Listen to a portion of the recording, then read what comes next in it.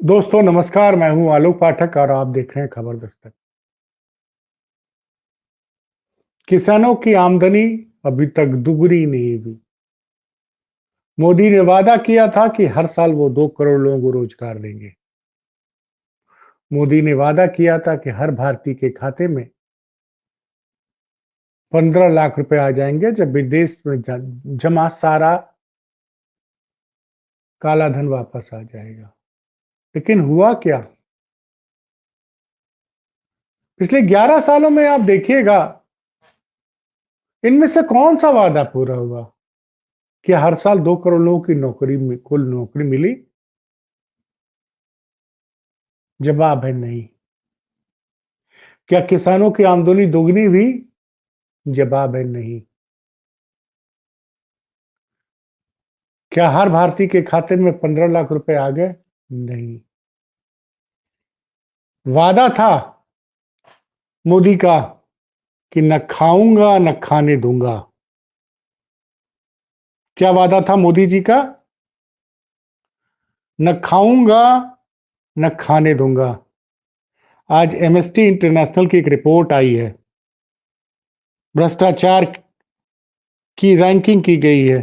जानते हैं क्या रैंकिंग है? 180 देशों में भारत 2022 में 50वें नंबर पर था और 2024 में ये गिरकर 96 नंबर पर आ गया। ये 180 देशों में है। पिछले 3 सालों में भ्रष्टाचार के मामले में पूरी दुनिया में 2022 में भारत 50वें नंबर पर था, अब की बार वो 96 नंबर पर पहुंच गया। 180 देशों में चीन में भ्रष्टाचार हमारे मुकाबले कम, वो 76वें नंबर पर है। अब सवाल ये उठता है कि अब आप सोच रहे हो कि मैं सब बातें क्यों कर रहा हूं,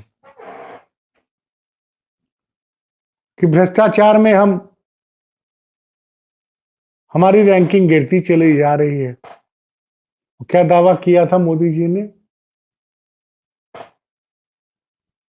न खाऊंगा न खाने दूंगा। फिर कैसे इस देश में लगातार भ्रष्टाचार बढ़ रहा है? पैसा जा कहां रहा है? पैसा जा कहां रहा है? आम आदमी महंगाई से परेशान है, नौकरियां हैं नहीं। एक और आंकड़ा आया है, पिछले कुछ दिनों में बड़ी संख्या में शेयर मार्केट में गिरावट हुई। शेयर मार्केट में गिरावट इसलिए हुई है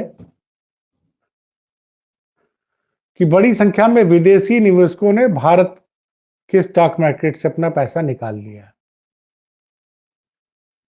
और ये लगातार गिरता जा रहा है शेयर मार्केट।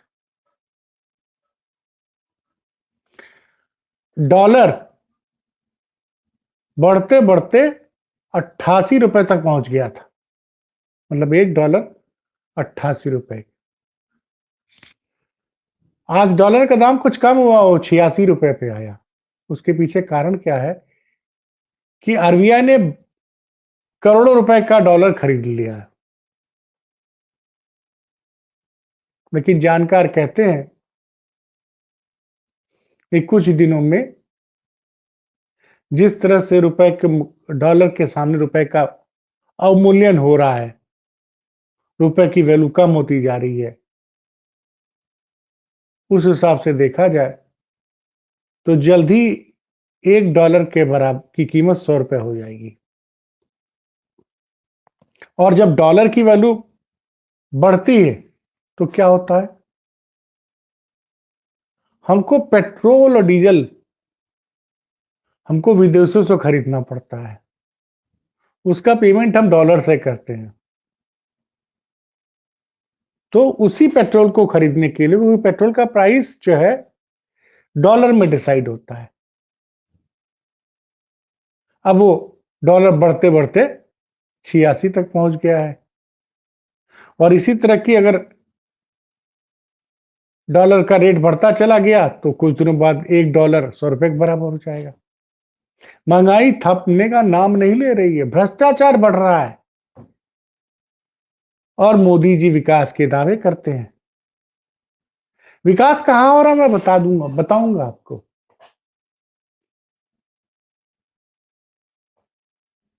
भारत भाजपा का 5 स्टार ऑफिस तो बड़ी चर्चा में रहा है।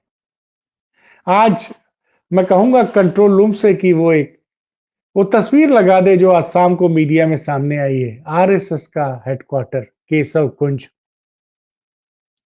आरएसएस बोला जाता है राष्ट्रीय स्वयंसेवक संघ। सादगी के साथ सेवा करना ही जिनका परम धर्म है, उस आरएसएस का दिल्ली में एक 7 स्टार ऑफिस बनकर तैयार हो गया है। और मजेदार बात यह है कि अभी तक इसकी जानकारी लोगों के पास नहीं थी। ये बना है ऑफिस आरएसएस का दिल्ली कार्यालय। 150 करोड़ की लागत से ऑफिस बना है आरएसएस का। 5 लाख स्क्वायर फीट में है, 4 एकड़ में फैला हुआ है। इसमें कुल 3 टावर बनाए गए हैं। हर टावर 12 मंजिला है। हर एक फ्लोर पर 7-8 कमरे, मतलब एक एक टावर में 100 कमरे हैं। 300 कमरे हो गए। 200 कारों की पार्किंग है। 5 बेड का एक हॉस्पिटल है। बिल्डिंग में सोलर पैनल लगाए गए हैं और कार्यालय की सुरक्षा की जिम्मेदारी सीआईएसएफ के पास है। अब आप खुद फैसला कीजिए। जिस देश में कुंभ के लिए बहुत सी ट्रेनें आ रही हैं, आपने देखा उन ट्रेनों का क्या हाल है। टॉयलेट में बैठ के लोग सफर करने के लिए मजबूर हैं। हम विश्व की सबसे बड़ी अर्थव्यवस्था बनने की तैयार वाले हैं। बात कीजिए ना, मोदी जी कहेंगे हम जल्दी विश्व की तीसरी सबसे बड़ी अर्थव्यवस्था बन जाएंगे। और उस देश में लोग ट्रेन के टॉयलेट के अंदर बैठ के सफर कर रहे हैं। उस देश की ट्रैफिक व्यवस्था ऐसी है कि एक महाकुंभ का आयोजन किया जा रहा है और उस आयोजन में दावा किया गया था कि ऐतिहासिक व्यवस्था होगी और सड़कों पर 12-12 घंटे लोग जाम में फंसे रह रहे हैं। एक तरफ आम आदमी परेशान है। जिस देश में बड़ी संख्या में किसान अपनी जान खुद ले रहा है। क्यों? क्योंकि उसको अपनी फसल का पूरा दाम नहीं मिल रहा है, कर्ज में डूबा हुआ है। उस देश में सरकार से जुड़ी हुई एक संस्था आरएसएस, राष्ट्रीय स्वयंसेवक संघ का एक ऑफिस 150 करोड़ में बनता है।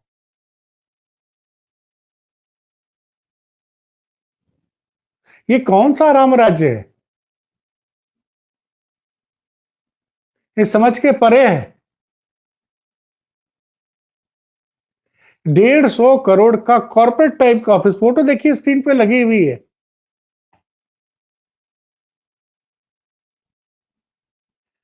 क्या मीडिया ने बताया आपको? किसी ने सवाल पूछा कि ये पैसा कहां से आया? लोग बताते हैं बीजेपी का जो नया हेडक्वार्टर बना है उसकी भी तस्वीरें आप देख लीजिए। कितना हाई फाई ऑफिस है। ऐसा नहीं कि सिर्फ बीजेपी ने हाई फाई ऑफिस बनाया है, कांग्रेस का भी एक नया हाई फाई ऑफिस अभी बना है कोटला मार्ग पर। पॉलिटिकल पार्टीज के पास बहुत पैसा है, लेकिन आम जनता का क्या हाल है?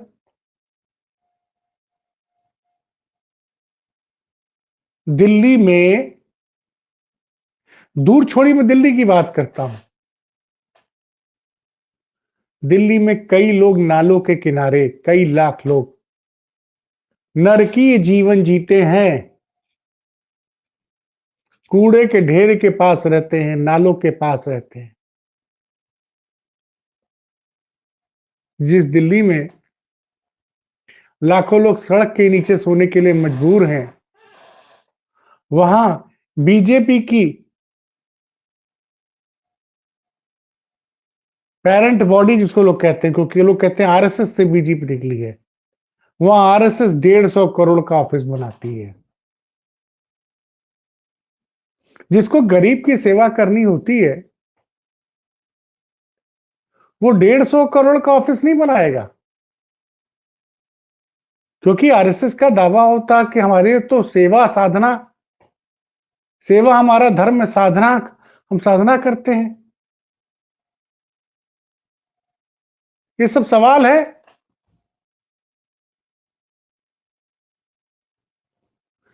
सोचिएगा जरूर।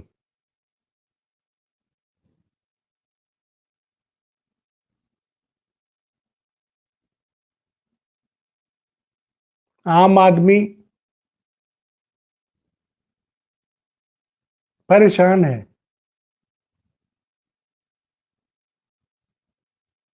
गरीबी दिन पर दिन देश में बढ़ रही है, और यहां आरएसएस का 150 करोड़ का ऑफिस।